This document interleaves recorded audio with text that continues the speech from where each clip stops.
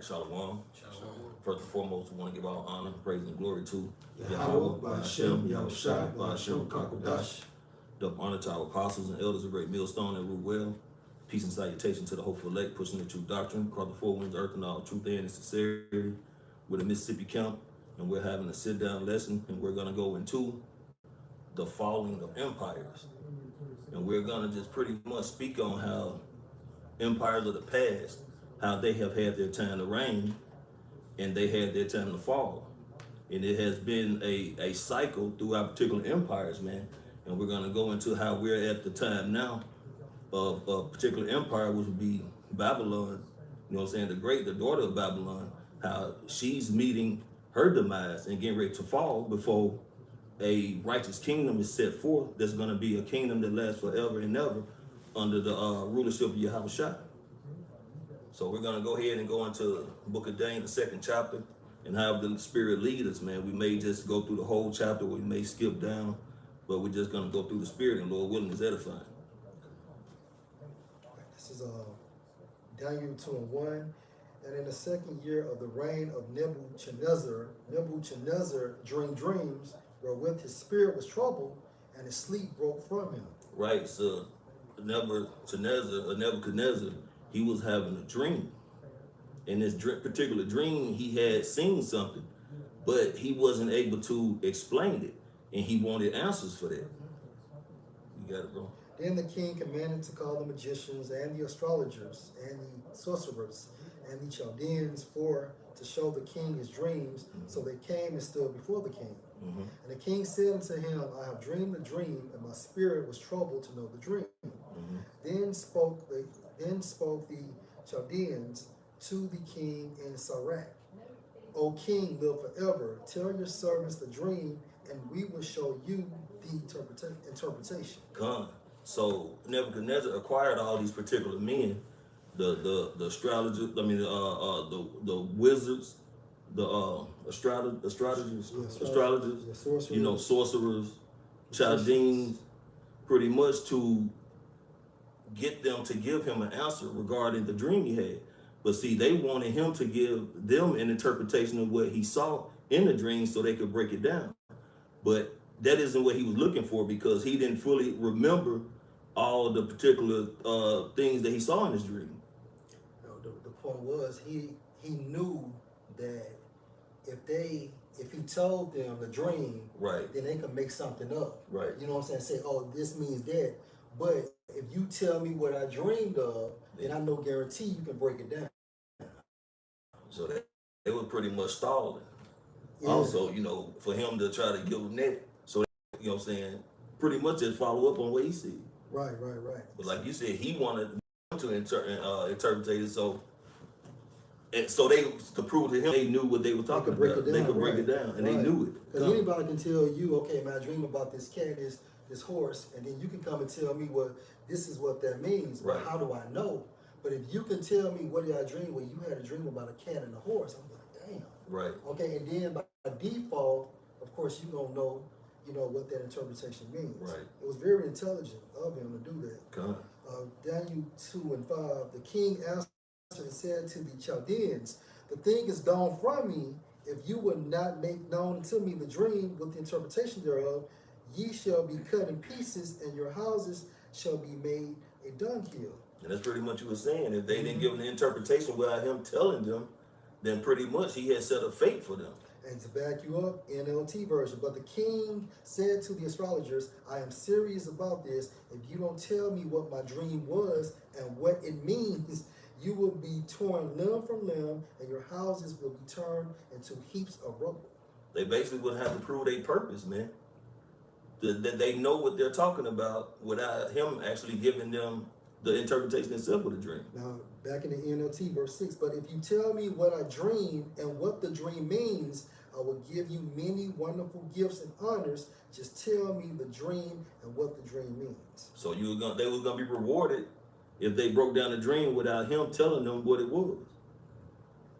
Verse 7, they answered again and said, let the king tell his servants the dream, and we will show the interpretation of it. The king answered and said, I know of certainty that you would gain the time because you see the thing is gone from me. So back in verse 8, the king replied, I know what you're doing. You are stalling for time because you know I am serious when I say this. Verse 9, but if you will not make known unto me the dream, there is but one decree for you.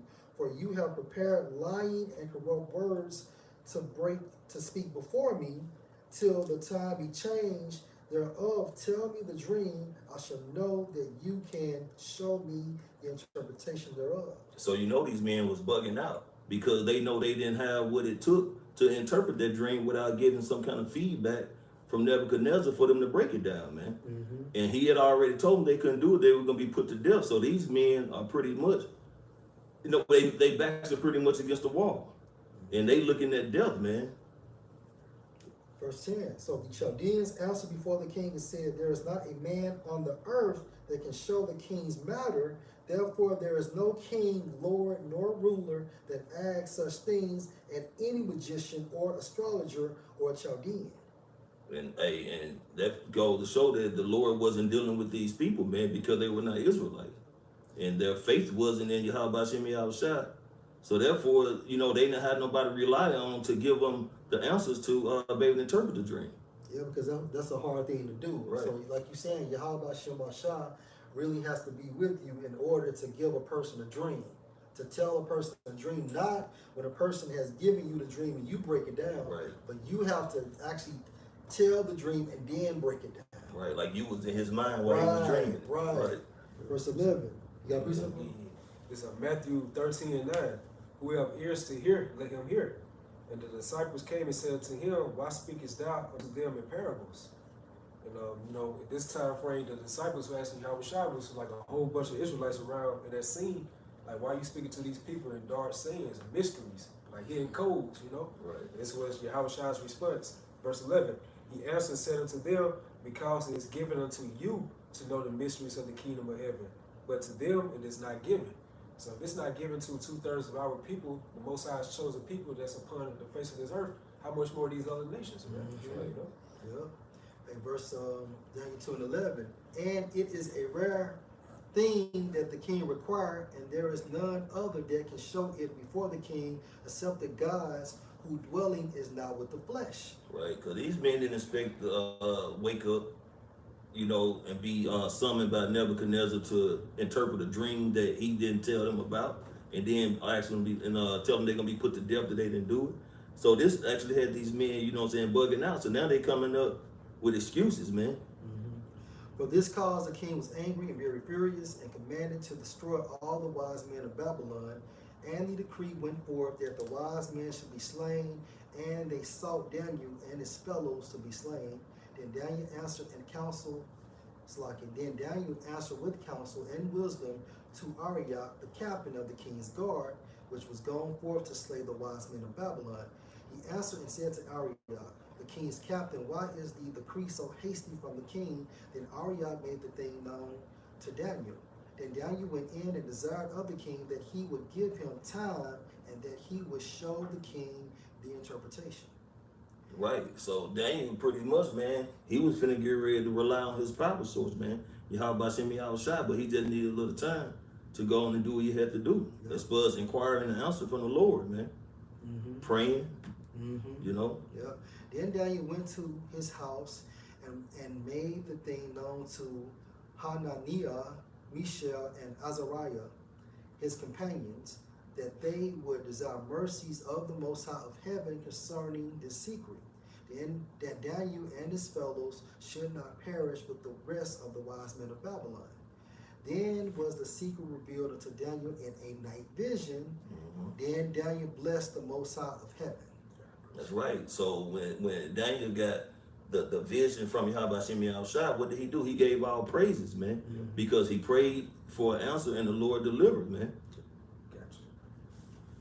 This is Amos 3:7. And it says, surely the Lord Yahweh Shem Yahushua will do nothing, but he revealed his secret unto his servants, the prophets.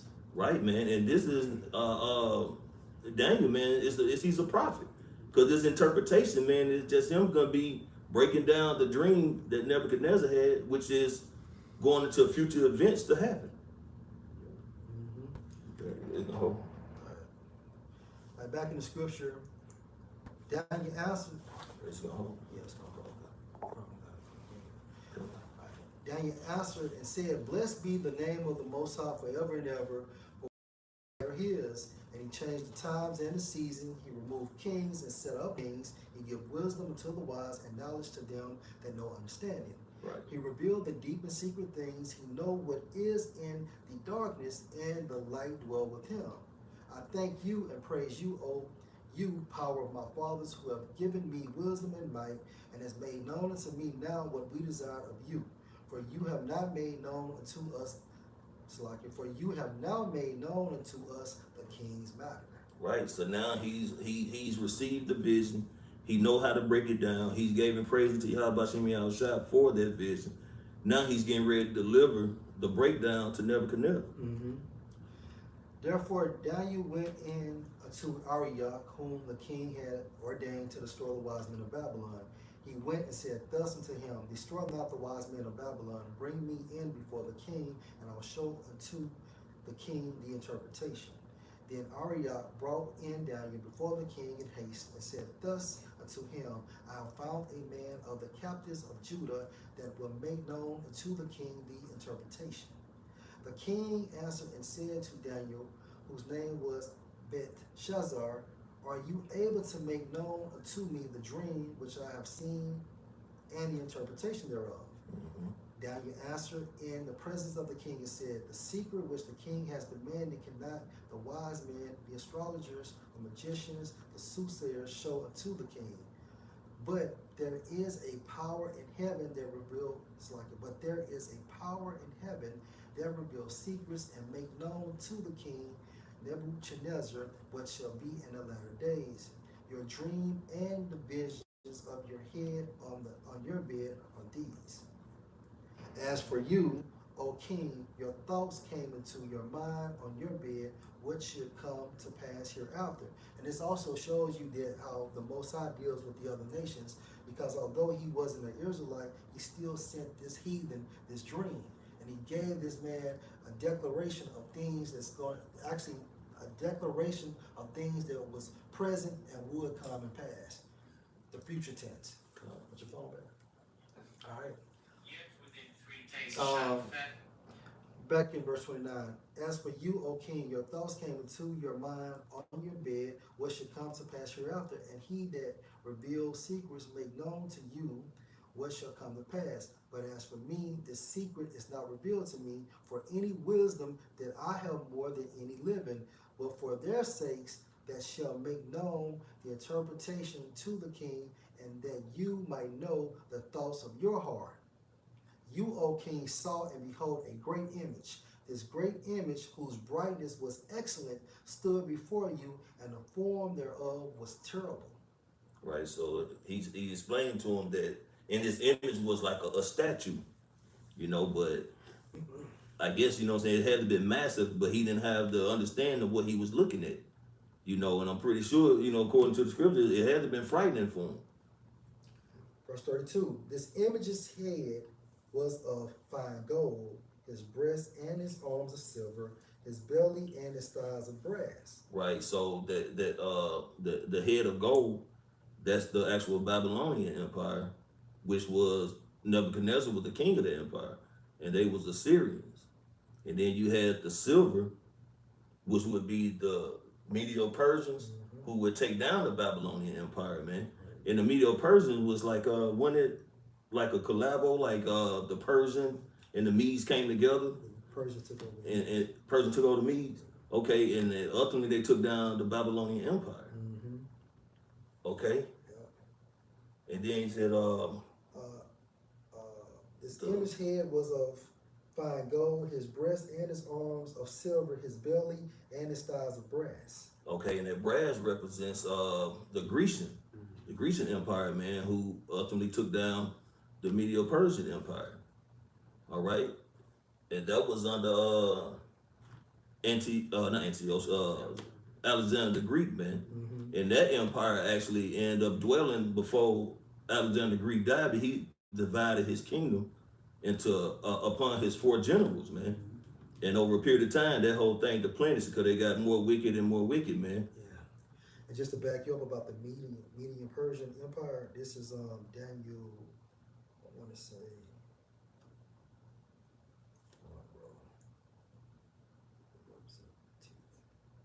yeah, this is Daniel 7:5. And behold, another beast, a second like a bear, and it raised up itself on one side. So the bear is a representation of what? The Median Persian Empire. Right. And it raised up itself on one side, meaning what? The Persian Empire got the best of it, right?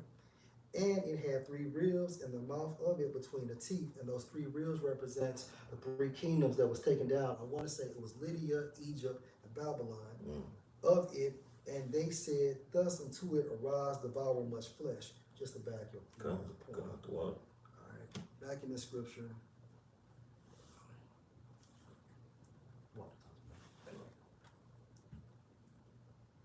All right. So we're back in Daniel 2:32. The image head was of fine gold, his breast and his arms of silver, his belly and his thighs of brass, his legs of iron, his feet part of iron and part of clay. And them legs of iron represents the Roman Empire. Yep. Okay? And the the iron and the clay, Yeah, his feet part of iron and part of clay. right? And that's where he at today That's right. with the NATO and the EU. Was what we talking about? The 7 heads and the 10 toes. Mm-hmm. You know, that's the point we at now, man. And see, the Babylonian Empire had its time and it fell. The Medo-Persian had its time to reign and it fell. The Grecians had their time to reign and they failed. Rome had their time to reign, they failed. But now this Rome reloaded, man. Yeah. In the times we in now, you know. It's that little horn mentioned in the book of Daniel. You know, the extension of the 4th beast. The 4th beast represents the Roman Empire. Hey, this I got you. Revelation 12:3. And there appeared another wonder in heaven, and behold, a great red dragon, having 7 heads and 10 horns, and 7 crowns upon his heads. Right. And the great red dragon is what? It's a representation of the Rome pagan empire. And the 7, which are the 7 heads, are these 7 Edomite kingdoms, which was Germania Major, Germania Minor. We had Spain, France, Rome, Britain, and Greece. Yeah, Greece. And then those 10, the 10 kings, or what they say, the 10 what? 10 horns. The 10 horns, which later became what? The EU, which now consists of these European countries, which consist of 28 countries. And they did that, added more countries to offset prophecy, if you can receive that in spirit. You know? And just to prove that that red dragon, that great red dragon, you got a show called Spartacus. On the episode, on season 1, episode 1, you had the name of the title was called the Red Serpent. And on that, he was going against, he was a Thracian, which was a Jake, by the way. He was going against the ancient Roman Empire in that time frame. So that just shows you proof who that great red serpent is according to the scriptures, which is Esau Edom, which goes all the way back to the garden when Eve was talking to that serpent. Right. You go to the word serpent, goes to like a treacherous, crafty, cunning person. And that represents the characteristics of Esau Edom today. That's right. And show that on Spartacus too. Yeah. On that shield, had that red serpent too. Yeah. And at the I think the last scene of Spartacus, if you remember when was it Craxus? When Spartacus ran up the hill and how that eagle sounded on it, then you know that these so-called white people were actually the pagan Roman Empire back then, which were nothing but Edomites, right? I get that. So back up Shaquat, bro. 13. Yeah, Revelation. 13. I hit it. You hit it? Which one, Revelation 1? 13. I think it's something like yeah. Probably 13:3. Yeah, it's talking about, Revelation 13:3, just to back you up. And I saw one of his heads as it were wounded to death, and his deadly wound was healed, and all the world wondered after the beast. Meaning what? Through the process of what? The Renaissance. All the Roman Empire. Yeah, a Renaissance means what? rebirth of what? Back to these Edomites coming back into power. Okay, And what proves that, you had a thing called iconoclasm. that's right. You know, Esau, Edom, what they'll do, they'll destroy the images. What images were they destroying? That's right. Dark images. Yeah, So that shows you come into power, you're coming back into your supremacy. So that's why he destroyed all the images of the dark people that rule in the so-called dark ages. They start detaching those faces and start putting upon their faces, man. So he covered the face of the judge thereof. They start putting the likeness of their images. Right, right. You know? that's right. All right, back into the scripture, Daniel 2:33. His legs of iron and his feet part of iron and part of clay. Right? 34. You saw till that a stone was cut out without hands, which smote the image on his feet that were of iron and clay, and broke them to pieces. And that's speaking of Yahweh Shai, man.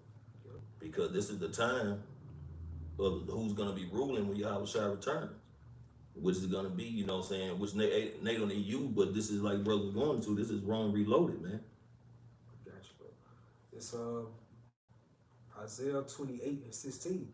Therefore, thus in the Lord power, behold, I lay in Zion for a foundation, a stone, a tried stone, a precious cornerstone, a sure foundation. He that believeth should not make haste. Right. So Yahushua is a representation of that cornerstone.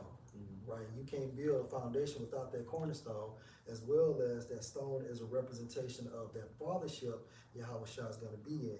And then, like Elder Kazak stated, basically how it was made without hands, meaning what? That Yahushua is coming with, he's coming back in technology that this world has not seen. Right. See, this technology he's bringing back is not man-made. Right? Oh, gotcha, bro. So that's why they can't figure out them chariots. They be trying. They see them. And they can't figure out how they be moving the way they move. So when Yahushua come back, they gonna see some. So they never seen. Right. You know what I'm saying? Right. Gotcha. That's right, bro. And this Isaiah 47 started start verse 1. Come down, sit in the dust, O virgin daughter of Babylon. Right. You know, that dust represents that, you know, that stand for fusion. Right. And that virgin daughter represents America, you know. Meaning what? She has never been touched. Yeah. War has never, oh my bad. You got it. Yeah, war has never been conducted on the shores of America. And this was a heavy ass dream that Yahweh Shemashah gave this heathen. Yeah. Although, like you said, he wasn't an Israelite, or the priest Elder Shaquat said he wasn't an Israelite, but it was still a heavy revelation. But it took a prophet to break it down. That's right. Right? So, old virgin daughter of Babylon, you know, think about like America's cherry haven't been popped yet. Right. So Never those been nuclear penetrated. pistols are going to penetrate this earthly realm.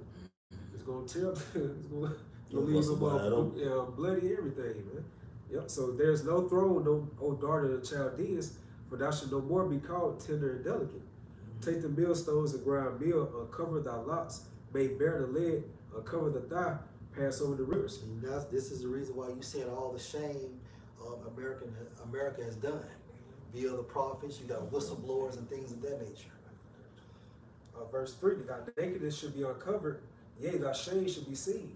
I will take vengeance, and I will not beat thee as a man. And that's Yahushua. You know? And I think when you go into that term of man, it means he's not coming back as a feeble person. Right. Right? He's coming back in all power. Yep. Right? Angelic force. An angelic force, right? Yep. Extraterrestrial body. All right. And now back into the scripture, his legs of iron, his feet part of iron and part of clay. Right? And like the brother was saying, and we are in the feet part of iron and part of clay at this time frame, which is a representation of NATO and the EU, because you got EU countries that are strong financially, and you got EU countries that are weak financially. Yeah. Right? Like who's a weak, like Greece. Greece is weak, you know. Back into the scripture, but Germany is a strong country. France is a strong financial company. Albania is a weak country within the EU setup. And see, and basically they're not getting along because basically because of their economic status. That's that division. And that's that division. Partly weak, partly strong. Partly weak and partly strong. strong EU countries based on their financial system and weak EU countries based on their financial system, right?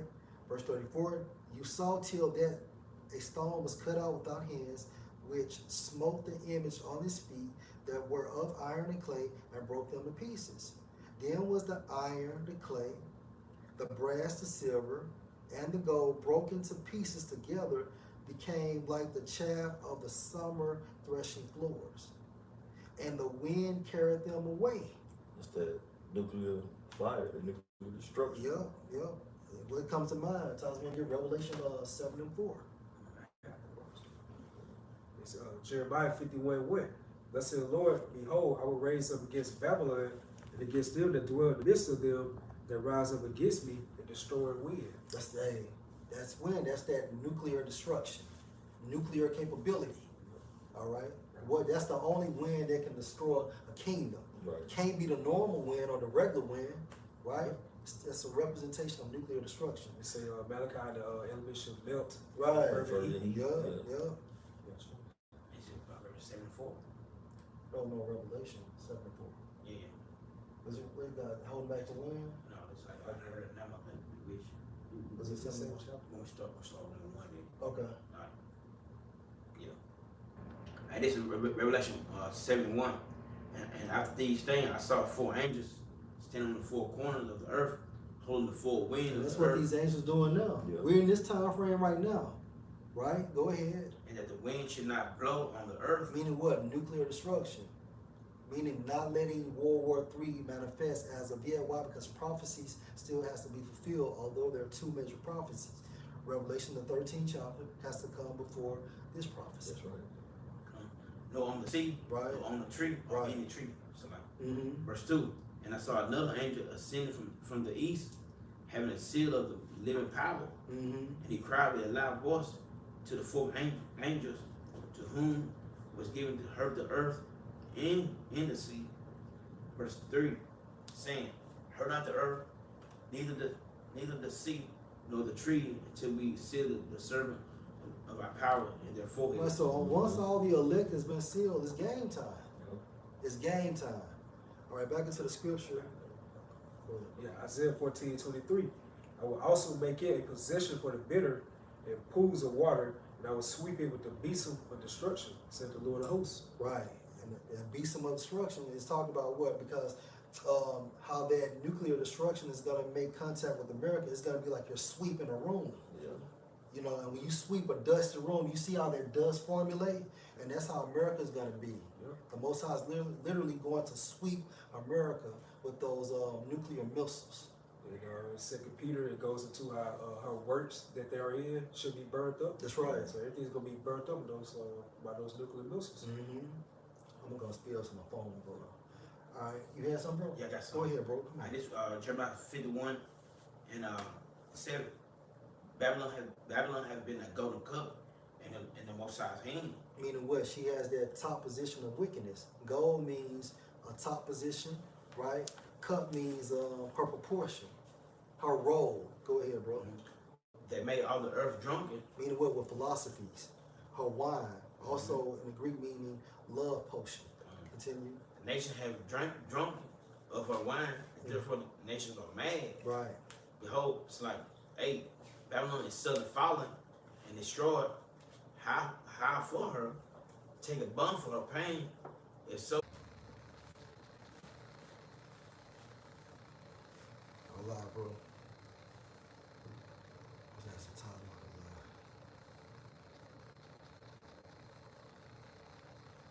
it. Good. All right. We'll go back to it. States this is Daniel 2:36. This is the dream, and we will tell the interpretation thereof before the king. You, O king, are a king of kings. For the Most High of heaven has given you a kingdom, power, and strength and glory. And wheresoever the children of men dwell, the beasts of the field and the fowls of the heaven has he given into your hand, and has made you ruler over them all. You are this head of gold. Verse 39. And after you shall rise another kingdom inferior to you. And what kingdom was that? The Median Persian, right? And it was inferior. So out of all these kingdoms, even all the way to the United States, Nebuchadnezzar had the most glorious kingdom. And Daniel is explaining it to him. And after you shall arise another kingdom inferior to you, which is what? Media Persia, and another third kingdom of brass, which is the Greeks, which shall bear rule over all the earth, and the fourth kingdom shall be strong as iron, which is what? The pagan Roman Empire. For as much as iron break in pieces and subdue all things, and as iron to break all these, shall it break in pieces and bruise. And whereas you saw the feet and toes, part of the potter's clay and part of iron, the kingdom shall be divided.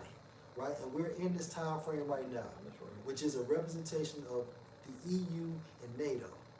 And you also can add America. Gotcha. All right, go ahead, bro. This is the book of, Luke 11 and 17. It says, but he, referring to Yahushua, knowing their thoughts, said unto them, every kingdom divided against itself is brought to desolation. Against the Edomites. Go ahead. And a house divided against a house falleth. Right, right. And like we said earlier, you have strong EU countries and you have weak EU countries. Greece is known as a weak EU country. Albania is known as a weak EU country. Germany is strong. France is strong. You know, I want to say Italy is strong too. You know, back into the scripture. And whereas you saw the feet and toes, part of potter's clay and part of iron, the kingdom shall be divided, but there shall be in it of the strength of the iron, for as much as you saw the iron mixed with miry clay. And iron and mud don't mix. Right. You know, it doesn't mix. Verse 42. And the toes of the feet were part of iron and part of clay, so the kingdom shall be partly strong and partly broken. Don't add. Verse 43. You got a precept, bro? Okay, and whereas you saw as iron mixed with miry clay, they shall mingle themselves with the seed of men, meaning what? Doing business with these other countries, like Ham, right? But they shall not cleave one to another, even as iron is not mixed with clay. And in the days of these kings shall the Most High of heaven set up a kingdom which shall never be destroyed, and the kingdom shall not be left to other people, but it shall break in pieces and consume all these kingdoms and shall stand forever. Yep, it's referring to the kingdom of heaven. That's right. Which is when Yahushua is going to institute on his second coming. And that's not given to everybody. That's why it's stated so in the 147th chapter. He showed his word to Jacob, his statutes and judgments unto Israel. He had not done so with any other nation. So that's only given to the elect of the Israelites right now in this time frame. Yep.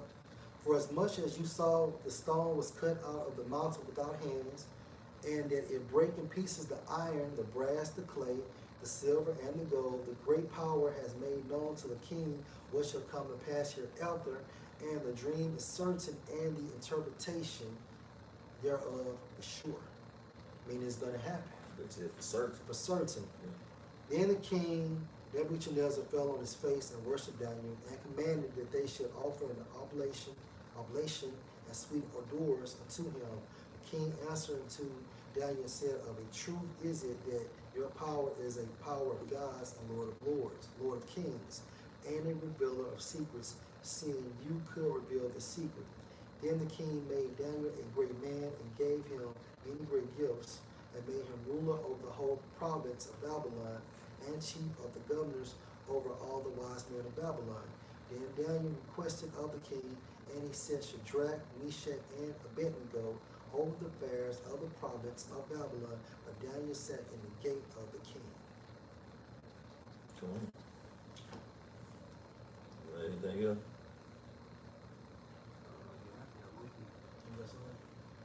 This Daniel 7 and 27. It says, and the kingdom and dominion and the greatness of the kingdom under the whole heaven should be given to the people of the saints of the Most High, whose kingdom is an everlasting kingdom. It's talking about how Yahushua became that great mountain in Daniel, the 4th chapter, right? It's talking about the kingdom of heaven, the everlasting kingdom. Go ahead. And all dominions should serve and obey him. And that's literal. Go ahead. That's it. That's it. All right, Charles. All right, hey. Hey, Lord, will y'all edify, all praises to Yahweh, Hashem, Yahushua, Hashem, Kadosh. Have an honor to the apostles, the elders, salutations to you, sincere brothers, teaching, entry, and in sincerity, and shalom. Shalom.